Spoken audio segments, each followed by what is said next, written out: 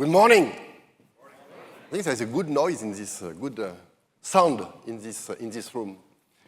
So Morgan, can you tell us what this event means for you? Yeah, I think you know, Stéphane, this is my preferred event. And you know why? Because it's an intimate event. Okay, it's intimate with a lot of people, but still, they're friends. It's an intimate. Friends. You know, there is no one in this room with whom you and I, we don't have an history, shared success, shared learnings. And I hope that you will all enjoy sharing together these learnings and these successes, because this is the aim of this event. Actually, I think in our job, and I think in all your jobs, you have the fun part of the job, you have the must-do, I would say, part of the job. This is definitely part of the fun part of the job. Anyway, so I think it's time to start. So after this brilliant introduction from Kyle, so back to what we want to tell you and to bring to you during this presentation. You know, we strongly believe that we have all the right levers to lead actually in the AI era, together with all of you in the room, of course, on all of customers around the world. Why so? Because actually that the system has built with many of you something which is really unique over the last decades, many decades up to now.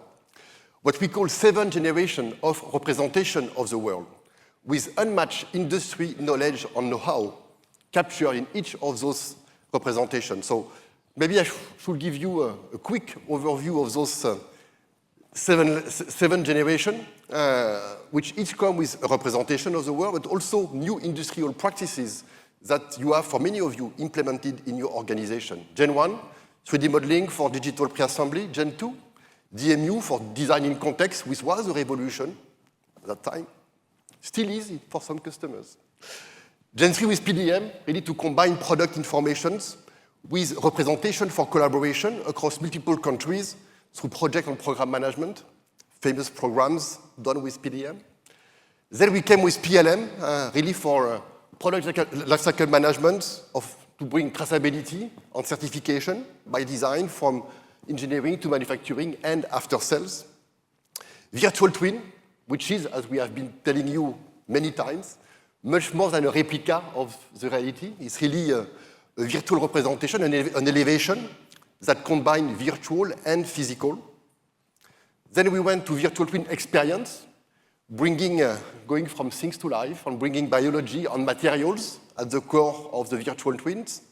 And now we are coming with what we call 3D universes, at the 7th generation of representation of the world. In the generative economy, actually, knowledge and know-how is becoming the new currency on the foundations to build those AI-powered models that we called industry world models. So really, Gen 7 is about powering all those virtual twins with knowledge and know-how at the core.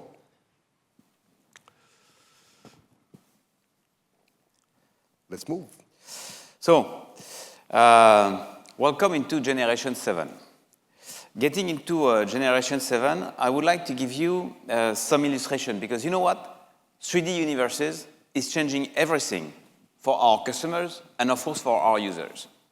But let me explain that to you with a very simple analogy. Let's compare a traditional car with an autonomous vehicle. If you go into a traditional car, you do everything. You open the door, you sit in the car, you start the engine, you start driving, you take every single decision. You are in control. You are actually working. I do. And by the way, I do recommend that you don't do anything else than driving while you actually drive. In autonomous vehicle, you get into the car and you decide the intent. Take me to the airport. And then you can play TikTok. Because globally, the car is taking every decision for you. They're driving you up to the airport. So the experience is a journey. This transformation is exactly what's happening in our software.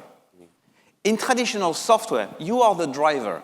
You open the application, you click the menu, you search the wiki, you navigate the documentation, you execute the task, you do manage the complexity, and you have, these constant efforts that you have to do. With 3D Universe, you state your intent. Find the optimal solution. And the virtual companion is handling the knowledge, the execution, the complexity. It delivers the answer. You focus on judgment, creativity, arbitration. Somehow, it's as if, suddenly, all of the industry knowledge was available to you. All of the expert capability had become yours.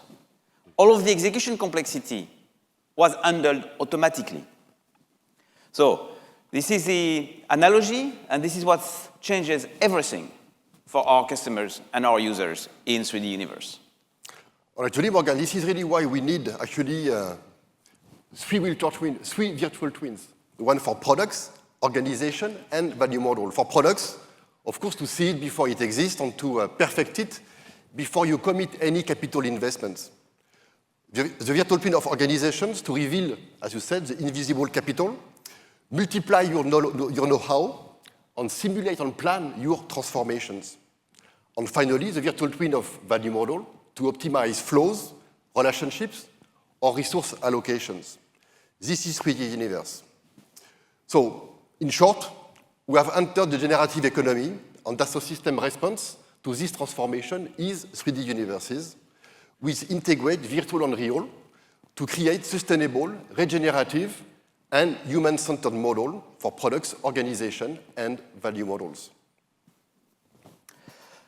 The result is industry world model. So we said we're going to talk about a little bit about AI, but we will not talk about AI like anyone else. You will see we talk about industry world model, we talk about generative experience. So of course you can think that this is because we are willing to have our own vocabulary and not use the same vocabulary as everyone else. We don't. But you will see it's fundamentally different. Industry world model is how we go from predictive AI to decision-driven AI to impact-driven AI. Our ambition is to become the champion of industrial AI. But let me clarify what this means, industry world model. It is a combination of science, here represented in the V world, ModSim, and data science, world of observation, represented by the real world here. Why do we need both? Because we believe science and data science together is creating a very unique combination. There is an interesting learning that I can share with you. You know, the guys in the Silicon Valley, their single biggest problem at the moment is not the algorithms anymore. You know, the algorithms are widely available. It is the data that they're having access to. Why so? Because, believe it or not, the internet is shrinking. Why is it shrinking? It's shrinking because people have realized, the IP owners have realized, that the content that they make available on the internet for free for you to consume cannot be free when it comes to learning. And we'll get back on that later. So the data is what matters most at the moment. But if you think about it, in the virtual world, we can generate realistic data for products that don't even exist yet. I can do predictive maintenance for a product that is not even out of the factory. This is a magic. This is magical. That is called realistic synthetic data. And not only with that, we can extend the learning sets, but we can also use modeling and simulation to find resolution paths, to simulate the best way to solve a predicted problem. So industry world model is combining physics, AI, and generative AI. It's opening new opportunities. For each of you in the industry, you cannot tolerate hallucination, causality error, physical inconsistencies, or non-traceable outputs. Industrial AI must be science-grade. It has to be grounded in physics, in biology, in engineering constraints. It has to be traceable, auditable, simulation-aware, and 3D native. Actually, Morgan, in this context, I'm sure that most of you have seen that. We have signed a few weeks ago in Houston, we were there, the strategic extension of our partnership with NVIDIA. Why NVIDIA? Obviously, you know, to train and execute those industry world models. Thank you, Morgan. We need extreme compute, GPU-optimized AI frameworks, and advanced physics and robotics execution. NVIDIA is bringing actually the technology that enables scalable training, accelerated physics learnings, and real-time execution. On our side, Dassault Systèmes, we are bringing the scientific and engineering expertise, the industry knowledge and know-how, and of course, 3D experience platform on all the brands on their unique domain of expertise. It's not about integrating platforms, it's about combining them together. So you have here the three I would say, main projects that we have, an area of focus that we have defined with NVIDIA. I will just give an example of each of them quickly. The first one is about research and innovation. Like, for example, for what we call virtual twin or physics behaviors, as you just mentioned, Morgan. How to bring advanced simulation in the early phase of the design. Traditionally, high-fidelity simulations required long computation cycle on expensive computing. By training physics-informed simulation models, what we call surrogates, we can actually enable almost close to real-time physical behavior evaluation during the design phase. So engineers, any engineers, can evaluate thousands, millions of configurations instantaneously without compromising scientific precision and credibility. Second domain is about factories of the futures. Actually, NVIDIA is a customer, and we are designing with them the next generation data center using MBSE, and we are codifying their AI factory knowledge and know-how with an AI factory virtual twin that can be simulated, validated, and optimized in order to deliver a coherent and precise bill of materials. Last one that you elaborate or you mentioned in your speech, Morgan, is about the new ways of working. 3DXperience is becoming an agentic platform by itself. Imagine having AI-powered experts that can use work reasons leveraging data system industry world models. We call them virtual companions. They are not generating chat agents. They assist engineers, scientists, business users, while remaining grounded in science and leveraging this industry knowledge and know-how. So, Morgan, I think that we are turning to what is new with 3DXperience. Yes. So Morgan, with ENOVIA, we are, as I will explain, we are really focusing on building the virtual twin of the organizations, expanding the governance to some extent. But what are the other virtual twins that we have to consider in our business operations? I would like to state one that we typically don't talk about in this conversation. It is a virtual twin of business value. In other words, the flows. Any company, any of your company, is a construct of flows. Flows of money, flows of resources, flows of goods, flows of skills. And what has fundamentally changed for every of our customers is the disruption on these flows. COVID disrupted the people flow. Tariff is still disrupting the money flow. War is disrupting the good flows. When we talk to automotive customers, what they are telling us is it's not only the disruption has accelerated, but it has also multiplied in scale and in impact. It's no longer an exception to manage. It's a condition to design for. For years, with Stéphane, we have helped our customers manage complexity. But today, complexity is not the only problem. Uncertainty is another one. And uncertainty is not killing companies because they lack tools. It kills them because they cannot mobilize what they already know fast enough and at scale. So combining complexity and disruptions. I understand. So Morgan, how can we help our customers be the winners for the next, out of the next disruption? Well, you know, Stéphane, if we consider that the physics is limited, I mean, you cannot push a wall, buy another factory, or find a new supplier at your tipping point. Then the only thing that makes a difference, the only lever that we can activate, it's knowledge and know-how, and how we are engaging that knowledge across the business. If you take two car manufacturers with the same factories, I know this is not really happening, but just take it as an example, they will not have the same performance. And the difference between one and the other is not going to be the equipment, it's going to be the way they are engaging their own knowledge and know-how in their everyday operation.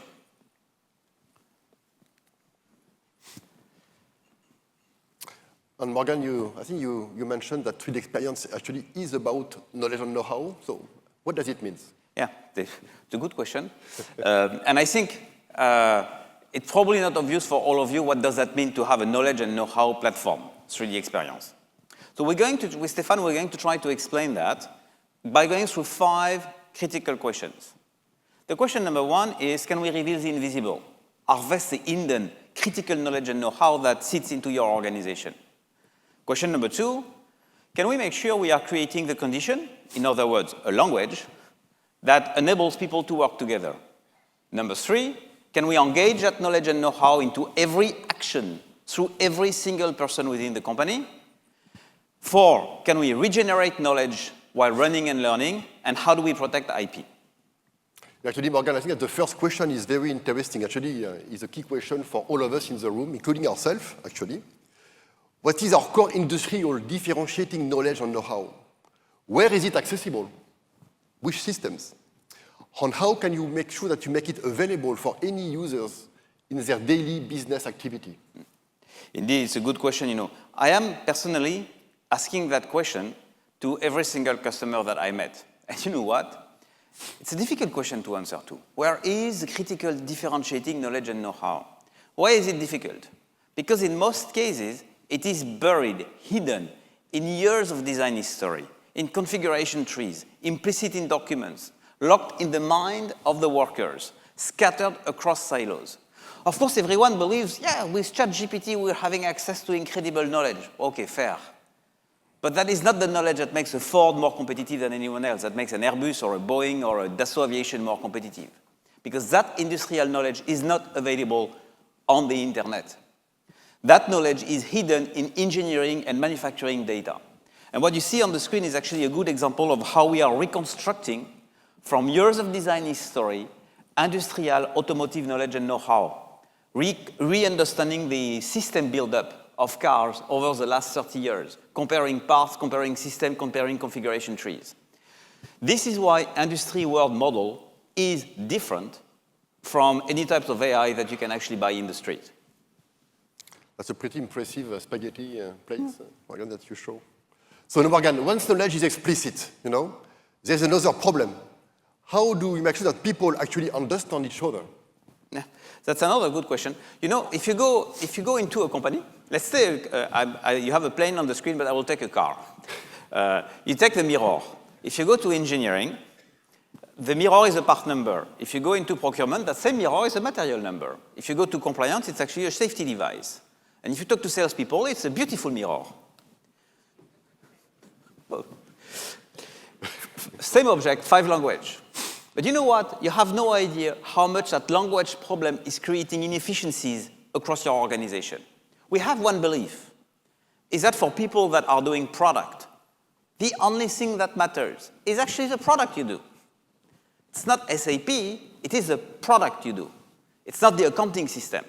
So we believe that by using the virtual twin of the product to represent and allow to navigate into all of the knowledge and know-how that sits into the company, we can make sure that people understand each other. But the product is not enough. Why so? Because at some stage when you want teams to work together, you need to share a vision. You need to share a dream. We call that a fiction. I know in English it doesn't work very well, but whatever. We call that a fiction. Why is that important? Because you know what? You cannot share a dream with Excel. Well, actually, my CFO can share a dream with Excel, but it's not a dream, it's a plan. Yeah, it's actually. But for him, it's a dream. But with the exception of the CFOs, if you want to create a dream, you need a fiction. And virtual twin is a way to build that story and that fiction. And finally, you need a KPI ontology. You know why? Because simple questions such as how do we do an arbitration between cost and CO2 in design? It's a difficult question if you don't have a robust KPI model. But there is no way you will be able to automate with AI without a common KPI ontology.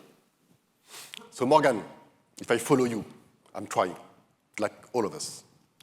Once you have knowledge being explicit, structured, and shared through this common representation, the virtual twin, how do you, I think this is making incredible things possible. It is. Isn't it? We can really augment every single human on teams based on this revealed knowledge and know-how in context. So to illustrate that, I have, of course, going to show you a demo. Finally. I decided that I'm not going to show you something small, so I took something big, a nuclear power plant. A nuclear power plant, it's 50 million assets. 1 billion attributes. The construction alone is 100 billion events. What we are doing here is we are projecting on the virtual twin of the plant every single piece of this 100 billion data event coming from, in this specific case, over 70 different systems. And then what you can now do is you have a single place to contextualize all of the data, which is the virtual twin. And here I'm navigating into commissioning test package and the status of the commissioning test package. What's now happening is I am actually interacting with the virtual companion. And I am asking the virtual companion to tell me if I am on time or if I am late. And because this is a nuclear power plant, I am probably actually late. Eventually. In preparation for an upcoming meeting, the virtual companion is helping me to identify commissioning test packages that are almost finished that I should complete. And here I realize that on this one, that is displayed in green, I only have one missing equipment, which is in red, and one in yellow, which have a physical dependency. So I'm asking the virtual companion to find another heat exchanger that may be available somewhere that I could be reusing. To take that decision, I'm building a Zoom meeting. Through the Zoom meeting, I am discussing with experts, navigating the virtual twin and navigating all of the data points so we can actually decide the replacement of this heat exchanger by one that is already installed. What's magical here is not only the meeting note and the transcript is made available, but the virtual twin itself has been enriched with all of the discussions and all of the conversation points so that everything has now become traceable. So what do you think about that? I think, Morgan, this was really a very impressive demonstration, honestly, with many unique differentiators against, I know, your best friends, Palantir and Microsoft. Yeah, no comment. I know they are knocking on the door of many of our customers. So what I propose to do is really to deconstruct a little bit these demonstrations to reveal what all of you should have seen through these few minutes. Okay? So, absolutely. So we said we are doing 3D universe. And we said the 3D universe is a combination of virtual twin of product, organization, and business view, and business model, value model. This is what you have seen.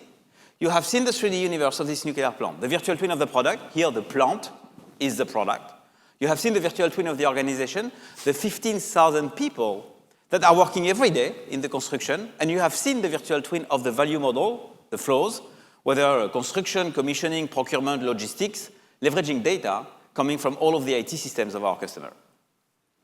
You know, Morgan, what was really impressive to me in this demo is this usage paradigm shift, no more click and moving from one application to the other. And really, you just state the intent, the mission, and interact with these skilled virtual companions. I think this was really powerful. Actually, we discovered two of those skills in the demonstrations, the program manager skill and the commissioning analysis skills revealed by Aura. So next, also along to this demonstration, we have seen a lot of the collaboration services that are available in 3D Experience, which enable to change the way to collaborate across organization and people. And actually, I think that collaboration is even a science that enables to go in a dynamic way from divergence to convergence. Can you illustrate some of them for us? You're very right talking about science for collaboration. You know we love science, but collaboration is about science too. You know what? You do not collaborate in the same manner when you have a Rafale fighter on the ground that needs to go back on his mission and you have 30 minutes to solve a problem, on where you're planning for the next generation fighter in 10 years. And you do not collaborate in the same manner when you want efficient, lean, converging collaboration, or on the contrary, when you want, let's say, open innovation and diverging ideation. Within 3D Experience, we have built all of the possible relevant, always contextual, business methods to drive this collaboration. Starting with conversation, top left. Conversation empowers people to brainstorm and collaborate, whether through text, video calls, whiteboards, and of course, co-creation of post. You know, of course you know, we skipped at Dassault Systèmes from Skype to conversation. I can give you a number. Today, at Dassault Systèmes, we are doing 500,000 conversations every single day. But they are not anymore just text. They are 3D, they are rich content, and everything is now capitalized and is fueling the virtual companion for knowledge and know-how capitalization. But let's continue that journey.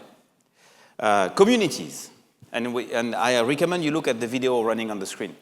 are at the core of the build-up of knowledge and know-how for our most advanced customer. Imagine a digital object, because I don't want to call it a document, where in that object you can put 3D that is always up to date. You can put data perspective that is always up to date. You can put ENOVIA business applications like change or issue management, of course, always up to date by construction. That is collaborative, version controlled, and can be shared to trigger new types of collaborations. And of course, that is AI native. What does that mean? That means that AI, Virtual Companion, can help you construct the object. And of course, everything you do is fueling AI for future construction. What do you think? I think it's a breakthrough, Morgan. You know, I was listening to you and imagining a customer using all these beautiful Microsoft suites, trying to do the same. I think it's impossible. I think it's really impossible. What's next? Interop is next. It allows to operate at scale using intuitive, easy-to-use, low-code, no-code, process modeling and simulation, breaking down silos between team, structure, and organization, and of course contributing to the virtual twin of the organization. So Morgan, there is something mind-blowing that happened at the end with Zoom. Can you explain that to us? Oh yes. You have seen, we made a Zoom meeting, and everything that happened in that Zoom meeting has been captured on the virtual twin by Aura. Why so? Because we have an agentic platform, and the agentic platform is orchestrating various types of skills, reasoning skills, large language model, to actually enable that. I believe this is game-changing. I think so too. I think so too. So I think that there is so if you can sum up, I think that we have been doing through this deconstruction, as we said. So I think clearly this example is magic, and should trigger some thinking for all our customers, and eventually willingness to manage those programs, those quality reviews and program reviews and control towers with 3D experience. In traditional system, meetings disappeared, decisions are lost, experience evaporates, as you explained. In 3D experience, meetings are generate knowledge, and decisions are enriching, contextualized in the virtual twin. Every action is feeding the system. But Morgan, you choose the nuclear power plant, these big objects. I think there was an idea behind this, isn't it? It's sovereignty, it's mission critical by nature. So how do we secure IP on sovereignty with 3D experience? That's a very good point. First, by going SaaS. And by the way, by going SaaS, whether for everything or in a supplemental matter, we have the ability to embark our customers on SaaS without changing what they actually have on-premise. But SaaS is an accelerator to security and sovereignty. Two is with IP lifecycle management. And I will just do 2 sentences on that. In the past, for your industrial ecosystem, sharing data was simple. A tier 1 supplier was sharing data with an OEM without risk. But today, with AI, the OEM could start learning on the data from the tier 1 supplier. And as I told you earlier today, the core value of AI is the data. So to enable sharing data across industrial ecosystem, we are introducing IP lifecycle management, which allows whenever someone is sharing data with someone else to decide what is the consent that we're giving on such data and enable to secure traceability on this data usage to make sure the IP ownership is indeed very well protected. I would like to conclude. So I think you have understood we have introduced a new brand. It's called 3D Experience. So let me tell you what we put in this brand. On the representation side, we put everything that enables to manage IP and ontology. On the observation side, we introduce all of the NetVibes portfolio to go from intuition to evidence. Now with that, we are going into collaboration, combining physical people with virtual companion. And then we are orchestrating at scale the execution across multiple organizations with business process, while of course with the play button, organizing the story. So Stéphane, with that, can you tell us more about what about AI when it comes to PLM? Finally. So as I used to say, over the last 35 years, maybe I need to click on the button, on the right one, the green one. Over the last 35 years, we have gone with ENOVIA to 2 major transformations. I was there. The first one was really about inventing PLM in the late 90s, and then introducing what I think is still the first ever model-based experience lifecycle management solution with 3DXperience back in 2014. Actually, today we have over 100,000 customers taking advantage of 3DXperience, with almost, I think, 90% being SaaS customers. Indeed. So I think you will like it, Morgan. But at the end of the generative economy, companies have to continuously rethink and invent new business models, as we explained, and transform their organizations and business operations. So we're going to evolve, actually, experience, and we'll go from experience lifecycle management to virtual twin lifecycle management, leveraging, of course, world models. But speaking about virtual twin, I told you I love the virtual twin of business value, but what are you accountable for? So obviously, I think we mentioned that. It's about the virtual twin of organization, and based on those 35 plus years of experience in governance, across industries, across company size, we are going to elevate this virtual twin of organization as a system of systems to build, to model and simulate enterprise business transformations, continuous reinventions, down to their compliance execution. So just two very short illustrations. The first one is really how we are leveraging our system of system technology solutions to really represent the complexity of an organization. Thanks to the virtual twin of its organization, Meditech can explore its universe and its internal structure. Aura reveals knowledge and know-how so they can focus on key processes such as product development and regulatory compliance. Thanks to Aura, they identified how to streamline processes and increase productivity by an order of magnitude, leveraging generative experiences. Aura also reveals workforce evolution needs and how to empower people with virtual companions. So it's really about how to plan and optimize your transformation towards these generative solutions. But now let's go down to the executions on how we can leverage new technologies, sense computing, for next generation program executions. Meditech manage their programs with the program control room to extend the lifespan of their medical device by complying to new regulations. Meditech decision makers simply step into the program control room, in which they collaborate live, align priorities, and make decisions together with confidence. Virtual companions are also part of this control room, providing insight and alert in real time. I got it. But to deliver this vision, ENOVIA is providing unique value within 6 domains of excellence, from generative product development to personalized sales experience. But the question for you, Stéphane, is, does this apply only to the mega big companies? I think you know the answer, Morgan. I actually do. Doesn't apply only to nuclear power plant, and I would like to really to introduce, actually there was a video before the show. We're going to listen to Daniel Knopf, who used to be also part of us, part of this team in those events. He's the CEO of Automation Express. It's an Austrian industrial equipment company, manufacturers, who grew from 1 to 60 plus employees in less than 3 years, leveraging 3DXperience SaaS solution from the beginning as a knowledge and know-how platform, and now embracing this 3D universe story. I know that you love him too, Morgan. Yeah. He's the guy that said that at the last conference that he has forbidden his team to use email and WhatsApp. That's why you and love does him. everything in the platform.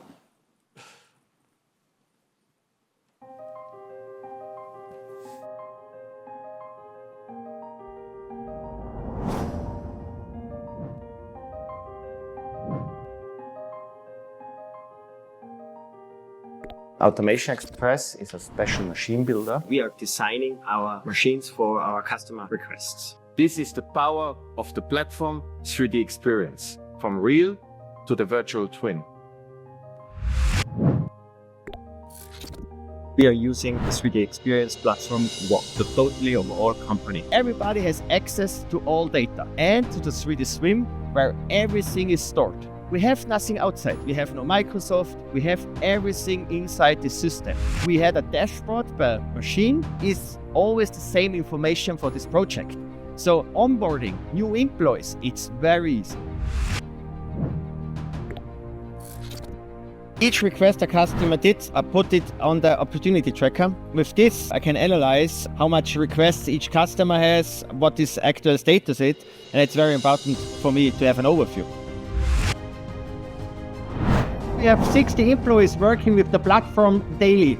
So they are creating a lot of information. So with Aura, you have a partner in the platform to help you to get through the universe of knowledge of Automation Express. So ask Aura, make a summary in this project from the last 10 days. And I got very fast and quick answer. So by using Aura, you are faster with your decisions and you are faster with your development of your product. Moving from engineer order to configuration to order process. This is also a new strategy from Automation Express. We have partnerships with other machine builders working together on one big project. So by configuration, you can configure it with the standard parts, and by the end, you have a quote by a 3D model. And so for this, the platform is perfect because there is a lot of efficiency with configuration. It's totally clear. If we want to go ahead, you need scalability, and with scalability, you need configuration. We are creating a lot of data on our machines, and I can sell our customer, and he can use it. So by the end of the day, I know that biggest target is to sell this machine twice. One in realistic, producing parts, and the second one, the virtual twin. It's a service to share this information to our customer. So for me, the company who sharing their information at the 3D model and share it to the customer wins in the future.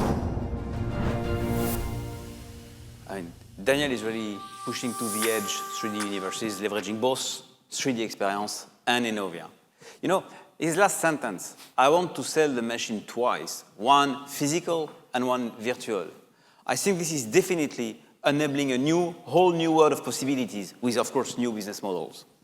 You can all follow Daniel on LinkedIn. He's a very heavy publisher of very fantastic videos and testimony. So let's move to the AI for PLM. You know, our strategy for AI is really built on three principles. As we believe that in the age of AI, governance is not longer about controlling work, but it is about removing frictions, involving everyone, and enabling decisions at scales that human alone cannot handle. So first is about invisible governance, where meetings become structured data, as we saw Morgan. Actions or lifecycle changes are being captured automatically. Project status, which is, I think, a beautiful thing, can be updated in real time without having to enter anything in the system. Governance doesn't disappear in this context, but it's really, we are removing the burden of it. The second is governance for everyone, where governance is made simple enough that designers naturally participate, managing releases, contributing to change process, handling supplied items, directly from the tools that they already use. Governance moves closer to where engineering decisions are actually made. The third level is what we call supercharged governance. It's not only about saving times, it's really about enabling a new level of insight and actions taking. For project managers, change managers, supply network managers, how can they get patterns, risk, impacts across hundreds of projects, thousands of parts on multiple suppliers? AI can suggest actions, simulate consequences, and coordinate responses in a way and at a scale that I think no human could manage by himself. So it's not about, of course, replacing managers. It's about augmenting them, supercharging them with generative experiences. This is a nice slide, Stéphane, but can we see a bit of action on that front? Indeed, Morgan. One more. Yes, so what you can see here is, again, some examples across the different domains of expertise that Morgan introduced of the key projects that we are currently running. And I would like to show one related to the supercharged project manager, powered by Aura. Project managers need actionable solutions that can be evaluated quickly to move forward. With Aura, they simply start with a question and immediately get different proposals. As tasks are automatically added by Aura, all stakeholders can see real-time the plan changes, so they know whether timelines or critical paths are at risk. From there, Aura can structure the project with clear milestones, keeping progress visible and manageable over time. Nothing drifts silently. Project success isn't just about schedules. Aura reveals in seconds the team's sentiment and social feedback so that the manager can spot concerns early and turn them into concrete risks before they become issues. Reporting, which used to take hours, is generated automatically, giving everyone clear, reliable view of where the project stands. And when resources change, adjustments can be done instantly without manual rework, managing impact across all the programs. With Aura Project Planner, managers can lead more projects, make better decisions. But Stéphane, PLM does not stop in engineering, does it?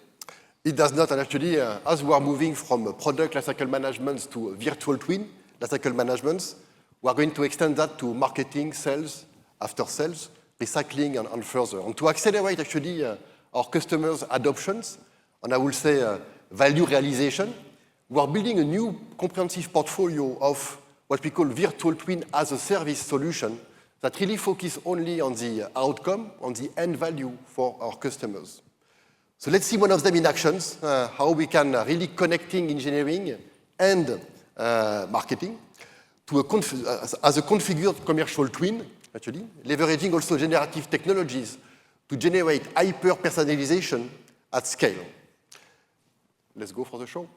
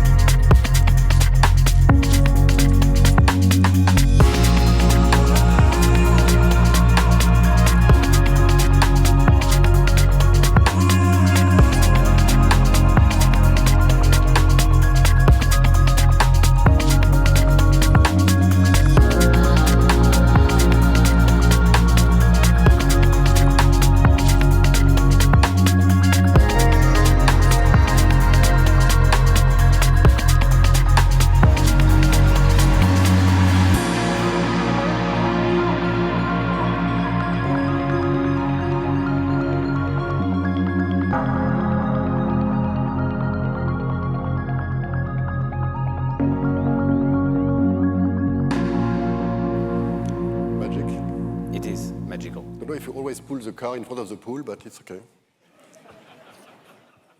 No comment. But the reflection was beautiful. So I think it was a way to show the reflection, I think. Okay, Kyle, we are done? Yes, yes. And so thank you very much, Stephane and Morgan. Cheers. Thank you.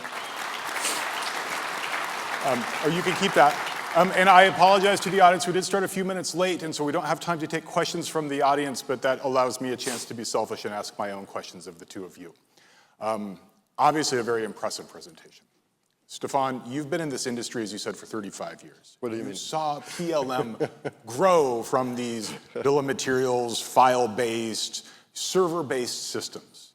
Now you're talking about generative solutions, virtual companions, virtual twin solutions that cover the entire organization. So my question for you is, what do you think if past Stephane DECLEE was sitting in the audience and he saw current Stephane DECLEE presenting what you just shared with us today? What do you think you would say? I thought your question would be, do you feel old? The answer is no. No. No, obviously the answer is no. I mean, nobody could have imagined that 30 years ago, for sure. But this is also why we are in this business, and when we love this business, is we are reinventing. We have to reinvent ourselves on a regular basis. We have to learn always. We speak about knowledge, know-how. It's applied to ourselves. So we have to supercharge ourselves as well. And I think this is, a high motivation on bringing that together with our customers, with all of you, is what I want to do for the next, 10 years. It is. It's impressive and it's motivating, I think, for everybody who's in the audience, which is interesting. So, Morgan, now I have a question for you. I know a lot of the audiences right now, we're talking about Gen 7. This is new, latest, cutting-edge technology. There are people here who could potentially still be on Gen 4, who are looking at this and saying, Gen 7 seems so far away. How do you think the platform allows them to be able to bridge that gap? It's a good question. And for the avoidance of any doubt, it's not sequential.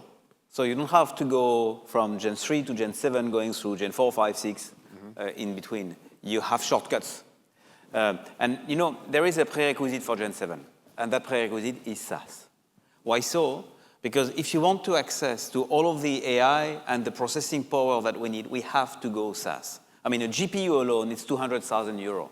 You have no idea of how much it actually, or you can have ideas how much it costs to source the thousands of GPUs that we need to provide this type of services. This is why SaaS is mandatory. But the good news is we can do that in a supplemental manner. So we have many customers that are on Gen 3 that are engaging into a supplemental journey, having Gen 7 available on the SaaS, leveraging all of the data that they actually have in their Gen 3 on-premise platform. So we have shortcuts for you. This is achievable. I think that is the most important part of the story, is that this is not something that is way too off in the future. This is now. No, this is now. Absolutely.